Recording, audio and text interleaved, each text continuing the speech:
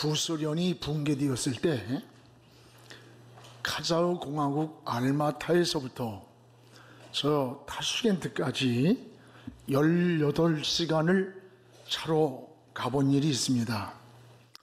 가는 도중에 수백 마리의 양을 치는 목동들을 볼 수 있는데 길 옆에는 가끔 양이 죽어 있었습니다. 그래서 왜 저렇게 양이 죽었느냐고 물었더니 하늘을 가리키면서 저 큰 독수리를 보라는 거예요. 독수리들이 여러 마리가 날르고 있었는데 저 독수리가 잡아먹고 버린 양이랍니다. 그곳은 고산지대라 해가 지면 몇 분 사이에 날이 어둡고 땅거미가 빨리 져서 어두워지는 거예요. 이럴 때 양떼들이 목동의 시야에서 멀어져 있거나 때로는 이탈된 양을 독수리가 쏜살같이 쫓아가서 공격을 한답니다. 공격을 할 때에 양의 등허리를 독수리 날개로 탁탁 때린대요. 그럼 이 양이 무서우니까 적을 보는 순간 독수리는 두 눈을 찍어버린답니다. 두 눈을 잃은 양은 앞이 보이지 않으니까 무작정 달리는 거예요. 방향도 없이 달리다가 나무에 부딪히고 돌에 부딪혀서 쓰러진답니다. 그러면 독수리가 와서 뜯어먹다가 버린 양이라고 하는 그 얘기를 듣고 이것이다 라는 생각이 들었어요. 마귀는 성도를 공격할 때 눈을 어둡게 만드는 겁니다. 이 눈이 어두우면 분별력이 없고 방향을 잃게 돼요. 삼손을 보십시오. 나시린으로 민족을 구하라고 남다른 힘을 줬어요. 근데 그 힘을 목적대로 사용하지 않고 잘못 사용하는 거예요. 하나님은 그 힘을 뺏어갔습니다. 머리카락을 잘라버리고 삼손을 힘을 잃은 블레셋 사람들이 붙잡았습니다. 그러면 그가 힘을 쓰던 손과 발을 절단해야 될 텐데 그러지 않고 먼저 두 눈을 불꽃차기로 찍어버렸어요. 두 눈을 잃어버린 삼손은 방향을 잃은 거예요. 분별을 하지 못하는 거예요. 맷돌을 돌다가 마지막 비참하게 죽어갑니다. 여러분, 엘리 제사장의 비극이 무슨 줄 알아요? 사무엘상 3장 2절에 보면 엘리의 눈이 점점 어두워가서 잘 보지 못하는 그때에 그랬어요. 엘리의 눈이 점점 어두워서 잘 보지 못하는 그때라는 거예요. 어린 사무엘에게 하나님의 음성이 들려왔는데 엘리는 제사장임에도 불구하고 하나님의 음성이 들려오지 않았어요. 눈이 점점 어두웠다는 말은 신앙이 어두웠다는 거예요. 하나님을 바라보는 눈이 어두워졌다는 말이에요. 여러분, 사람은 세 종류의 눈이 있습니다. 하나는 육안이 있습니다. 모든 사물을 보는 눈이에요. 오늘도 여러분 운전하고 이렇게 또 여러 가지로 육신의 눈을 뜨고 오늘 와서 예배 드리는 거 아닙니까? 전에 새벽 기도를 마치고 이렇게 가는데 맹인이 지팡이로 보도부록을 이렇게 딛고 가다가 이 보도부록 끝에를 짚었는데 발을 이 도로 쪽으로 내디디면서 그냥 굴러 떨어졌어요. 그 순간에 차가 달려오면서 그대로 그냥 깔아뭉겨 덮치는데 너무나도 비참하게 제 앞에서 바로 그 앞에서 비참하게 다치는 것을 보고 너무 안타까웠어요. 보이지 않는 눈 때문에 그래요. 우리가 이 육신의 눈을 뜨고 산다고 하는 이 한 가지만으로도 우리는 감사할 것이 사실 너무 많음을 깨달아야 돼요. 또 하나는 지안이래. 지식을 통해서 사물의 이치, 원리를 깨닫는 겁니다. 요즘 하루가 다르게 세상이 변합니다. 지금은 4차 산업혁명 시대, 혁명. 이런 변화의 속도를 지식의 눈으로 대처해 가는 거예요. 이런 변화를 직시하고 빠르게 대처하지 못하면 우리는 도태하고 마는 겁니다. 또 하나는 영안이 있습니다. 우리 교회 이름이 뭐예요? 영안교회. 이것은 하나님을 바라보는 눈이에요. Spiritual eyes, 신령한 눈. 하나님은 영이다 그랬어요. 지금 100세나 되신 우리 연세대 명예 철학 교수이신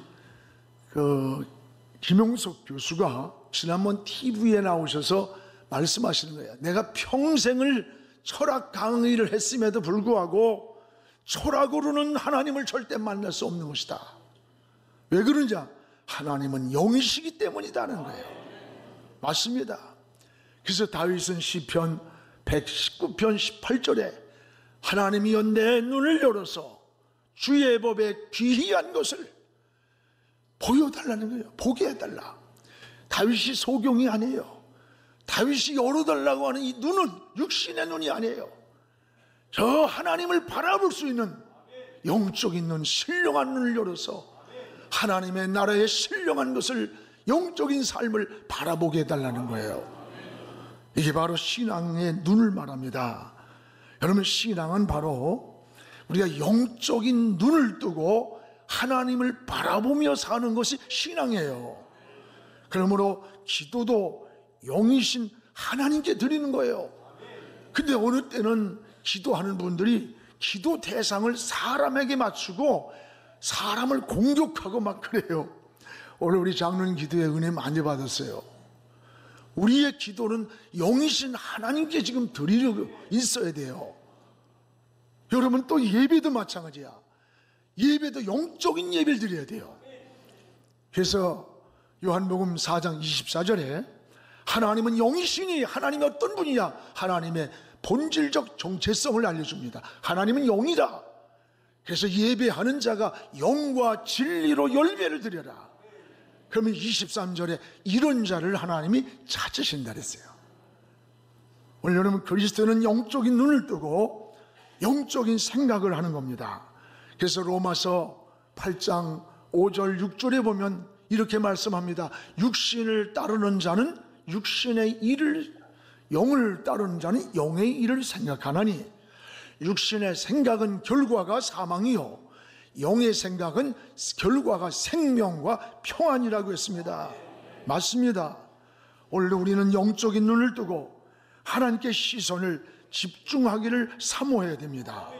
신앙은 내 의지도 중요하고 결심도 중요합니다. 그러나 내 의지와 결심만 가지고 되는 게 아니에요. 신앙은 내 힘으로 하는 게 아니에요. 하나님의 은혜로 하는 거예요. 은혜로. 여러분, 스데반 집사가 어떻게 순교할 수가 있었습니까? 사도행전 7장 55절에 보면 스데반이 성령이 충만했습니다. 그 순간에 하늘을 우러러 주목할 때 하늘이 열린 거예요.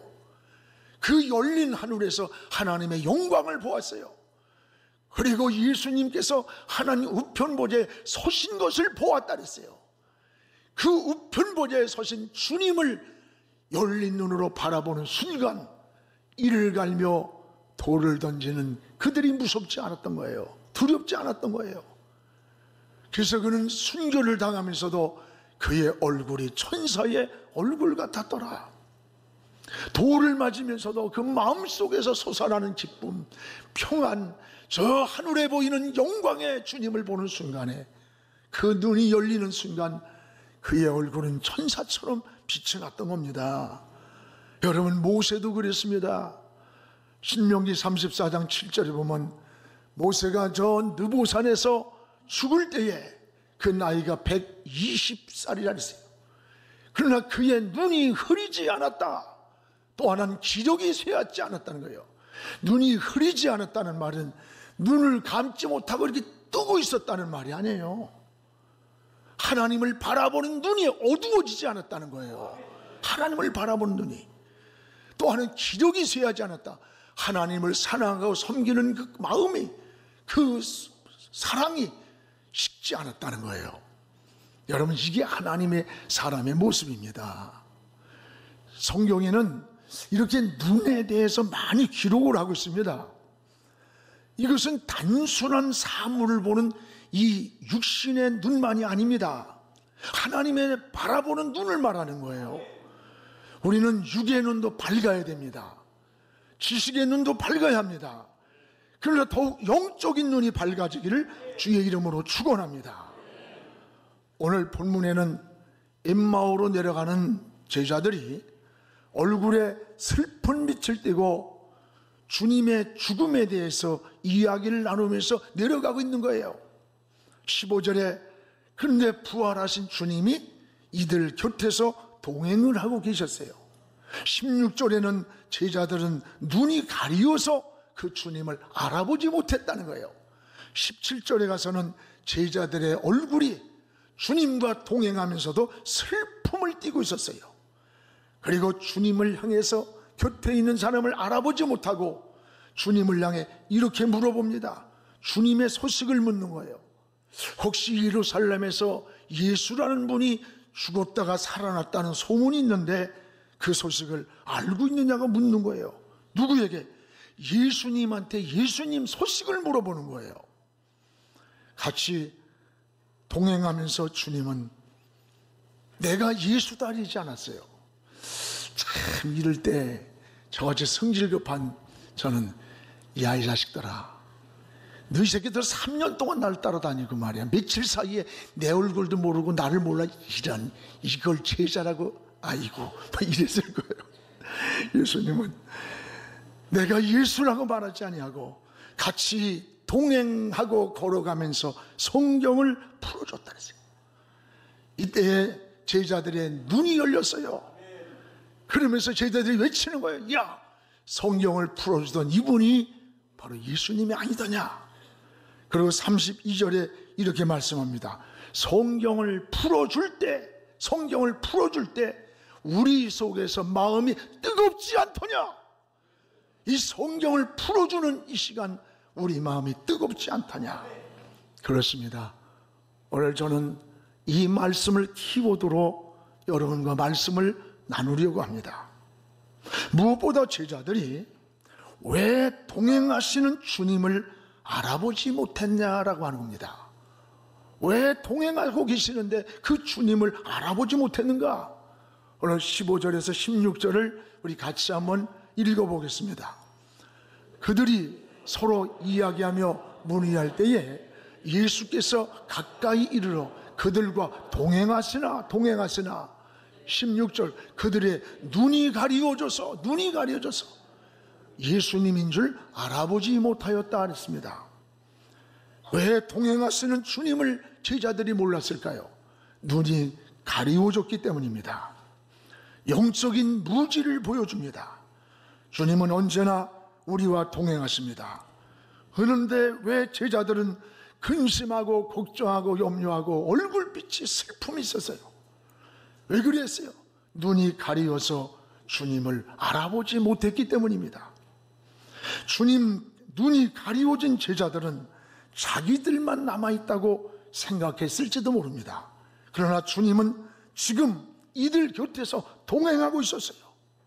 다만 제자들이 눈이 어두워서 알아보지 못했을 뿐입니다.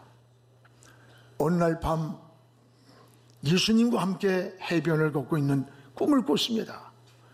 항상 모래 위에는 두 발자국이 늘 남아 있었습니다. 하나는 자기 발자국이었고 또 하나는 주님의 발자국이었습니다. 그런데 어느 날 너무 힘들고 어려울 때에 그 모래 위에 발자국을 되돌아보았을 때 하나밖에 없었습니다. 이상했습니다. 그래서 그는 주님께 물었습니다. 예수님, 항상 저와 동행하시는 두 발자국을 보았습니다. 그런데 제 삶의 가장 어려운 시기에 어찌하여 발자국이 하나밖에 없습니까? 제가 예수님을 가장 필요로 하고 있을 때, 가장 힘들고 어려운 시기에 왜 주님은 저를 버리셨습니까? 그때 예수님이 대답을 하셨습니다. 나의 소중한 아들아, 나는 너를 한 번도 버린 적이 없단다. 항상 너와 동행하고 있었다. 내가 시련과 고난의 시절에 한 발자국은 네 발자국이 아니라 바로 내 발자국이란다. 내가 힘들어 넘어질 때, 지칠 때, 쓰러질 때 내가 너를 업고 갔기 때문에 그것은 내 발자국이란다. 그렇습니다. 여러분, 주님은 항상 여러분과 동행하십니다. 그러나 우리의 영적인 무지 때문에 또는 신앙의 눈이 어두워져서 알아보지 못하기 때문에 우리는 환경을 보고 근심, 걱정, 염려, 우리 신앙에 슬픈 빛을 띠고 신앙생활할 때가 얼마나 많아요. 오늘 눈이 가리워진 이 제자들처럼 말입니다. 주님이 나와 항상 동행하신다는 사실을 바로 알 때 이런 모든 근심, 염려, 걱정, 슬픈 빛이 사라지는 겁니다. 오늘 이 시간 여러분 곁에서 동행하시는 그 주님을 바라보는 그 눈이 밝히 열리기를 주의 이름으로 축원합니다. 그러면 언제 제자들의 눈이 밝아졌는가? 언제? 오늘 31절, 32절을 우리 같이 읽어보겠습니다. 그들의 눈이 밝아져 그인 줄 알아보더니 예수는 그들에게 보이지 아니하는지라. 32절에 그들이 서로 말하되 길에서 우리에게 말씀하시고 우리에게 성경을 풀어줄 때에 우리 속에서 마음이 뜨겁지 아니하더냐.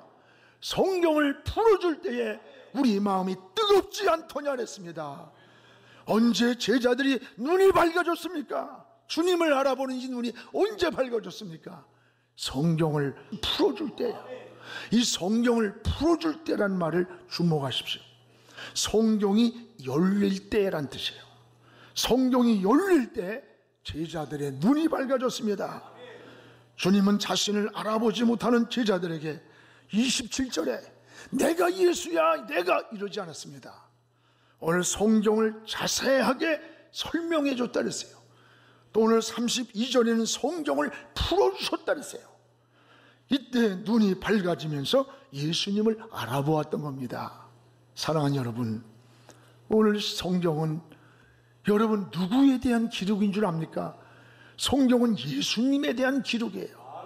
그래서 요한복음 5장 39절에 너희가 성경에서 영생을 얻은 줄 생각하고 성경을 연구하지만 이 성경이 곧 예수님에 대하여 증언한 것이라. 우리가 성경을 상고하고 연구하는 것은 예수님을 알고 예수님을 발견하는 거예요. 그래서 이 성경이 나에 대한 증언이라는 거예요. 여러분, 신앙생활에 가장 중요한 게 뭐예요? 성경이 성경. 우리가 하나님의 말씀을 읽고 들으면 예수님의 마음이 보여요. 예수님의 사랑이 보여요. 예수님이 우리를 향한 뜻을 알게 되는 거예요. 원래는 또한 성경은 하나님의 영감으로 기록된 겁니다. 디모데후서 3장 16절에 모든 성경은 하나님의 감동, 계시로 된 거라는 거예요. 그래서 우리를 교훈하고 성경으로 책망을 하고 우리 인생을 바르게 만들고 의롭게 교육하기 위해 유익한 전인적 텍스트북이 성경이라는 거예요. 이 유대인들은 철저하게 어려서부터 성경을 가르칩니다. 그래서 신명기 6장 7절에 보면 네 자녀에게 뭘 부지런히 성경을 가르치며 집에 앉았을 때든지 길을 갈 때든지 누웠을 때든지 일어나 행동할 때든지 이 말씀을 강론할 것이라. 강론하는 거 들려주라는 거예요. 이것이 바로 쉐마 교육이에요. 들으라 하는 거 들어. 이스라엘아 들으라. 이 들려주는 교육을 했던 거예요. 여러분, 유대인을 미워하는 사람은 많아요. 시기하고. 그러나 유대인을 무시하는 사람은 없답니다. 이들은 세계 민족 위에 뛰어난 민족으로 평가받고 있어요. 우리가 성지순례 가봐서도 알지만은 이스라엘의 그 조그만 땅에 그 속에서도 팔레스타인들이 막 이만큼 차지하고 있고 도대체 이런 나라에서 어떻게 세계 평화상을 노벨상을 3분의 1을 차갈까 이해가 되질 않아요. 그 조그만 나라에 온통 그 아랍인들에게 둘러있는데도 끄떡없이 자기 민족을 지키고 있어요. 이게 여러분 세계 민족 위에 뛰어난 민족으로 평가받는 거예요. 그들은 성경을 기준해서 자녀를 교육하고 인생의 방향을 정한다는 거예요. 또한 성경은 우리가 사랑하는 등대 같습니다. 여러분 망망대해를 항해하던 배가 항구를 찾아올 때에 뭘 보고 찾아와요? 저 반짝이는 불빛의 등대를 보고 항구로 돌아오는 거예요. 그래서 시편 119편 105절에 이렇게 말씀합니다. 주의 말씀은 내 발의 등이요 내 길의 빛이니다. 주님의 말씀이 내 걸어가는 발의 등불이 되어주고 나의 인생의 길에 빛을 비춰준다는 거예요. 맞습니다. 그러므로 우리는 하나님 말씀을 자꾸 들어야 돼요. 로마서 10장 17절에 보면 믿음이 어디서 자라느냐? 들으면서 들으면서. 듣는데 무슨 세상 소리가 아니라 들음은 그리스도의 말씀으로 말미암았느니라. 하나님 말씀을 자꾸 들을 때에, 하나님 말씀을 자꾸 읽을 때에 우리도 모르게 믿음이 자라는 겁니다. 어린아이가 젖을 먹으면서 성장하듯이 우리 믿음은 말씀을 듣고 읽고 그런 동안에 자라는 거예요. 그래서 여러분 계시록 1장 3절에 누가 복 있는 자냐? 이 예언의 말씀을 읽는 자, 두 번째 듣는 자, 그리고 그 가운데 기록된 것을 지키는 자가 복 있는 자라는 거예요. 복 있는 자가 우리가 생각하는 그런 개념적 가치가 달라요.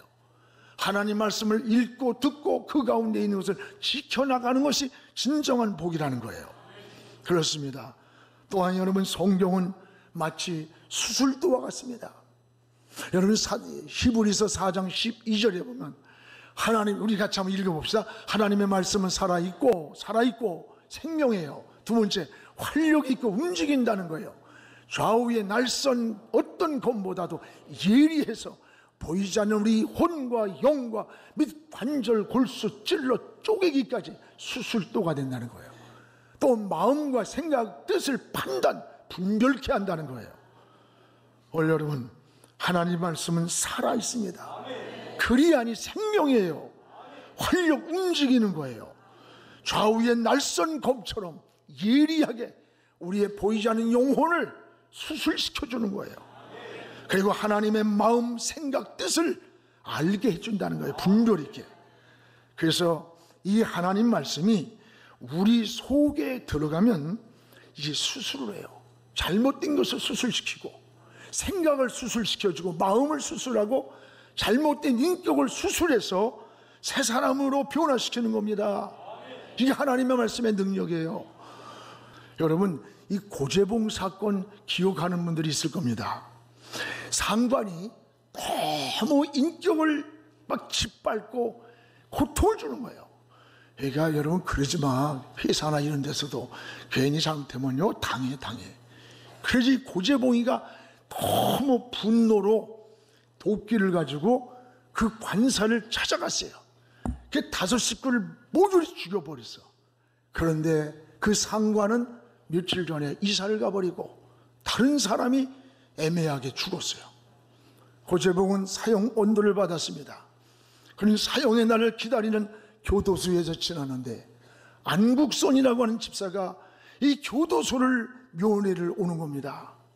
부모 형제도 다 외면했는데 늘 면회를 와서 하나님은 당신을 사랑합니다. 하나님은 결코 당신을 버리지 않습니다. 그러면서 영치금을 넣어주고 가는 거예요. 하루는 성경책을 넣어주고 가면서 하나님은 당신을 사랑하고 있습니다. 하나님 당신을 기다리고 있습니다. 눈물로 기도를 해주고 가더랍니다. 세상 모두가 나를 버렸고 그런데 피 한 방울 섞이지 않은 저 사람은 왜 나를 찾아와서 하나님은 당신을 사랑한다고 눈물을 흘리면서 나를 고백하면서 이야기를 할까? 그래서 어느 날 그가 전해준 성경책을 덮어놨다가 펴봤대요. 그랬더니 그게 요한복음 3장 16절입니다. 우리 같이 읽읍시다. 하나님이 세상을 이처럼 사랑하사 독생자를 주셨으니 이는 그를 믿는 자마다 멸망하지 않고 영생을 얻게 하였습니다. 이것은 성경을 압축하면 마지막 가장 중요한 구절이 이 성경 구절이에요. 하나님이 세상을 얼마나 사랑하는지 자기 독생자를 우리에게 주신 거예요. 그리고 그를 믿는 자마다 멸망에서 벗어나 영원한 생명을 얻는다는 사실이에요. 이 말씀이 화살처럼 마음에 와닿았어요. 그때부터 그는 성경을 읽기 시작했어요. 죽을 때까지 밤을 새워가면서 성경을 읽었답니다. 그는 마지막 사형 직전에 이런 고백을 했습니다. 나는 사형 선고를 받고도 내 미움과 분노와 증오, 복수심을 이것을 풀 수가 없었습니다. 그러나 이젠 나는 죄인이라는 사실을 절절히 내가 고백합니다. 그리고 하나님은 나 같은 죄인도 버리지 않고 사랑한다는 사실을 깨달았습니다. 그렇습니다. 여러분, 어떤 죄인이라도, 어떤 추악한 살인범이라도, 어떤 살인자요 창렬할지라도 주님의 말씀이 그 속에 들어가면 바로 수술도가 되는 거예요. 새 사람이 되는 거예요. 변화가 일어납니다. 치유가 나타나는 겁니다. 이것이 하나님 말씀의 능력입니다. 사랑하는 성도 여러분, 제자들은 말씀을 풀어줄 때에 가리워졌던 눈이 열렸어요.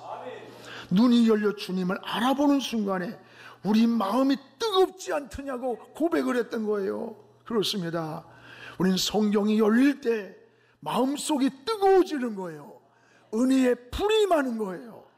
우리는 성경을 읽을 때, 성경을 들을 때 하나님의 감동이 임하고 성경이 열리기를 기도해야 됩니다. 성경이 열려서 신앙의 눈이 밝아지고 마음이 뜨거워져야 돼요. 여러분, 주님도 뜨거운 마음으로 섬겨야 돼요. 기도해도 뜨거운 가슴으로 하나님께 기도를 드리시기 바랍니다. 헌신을 해도 사명을 가지고도 감격스러우고 뜨거운 마음으로 주님을 사랑할 수 있기를 주의 이름으로 축복합니다.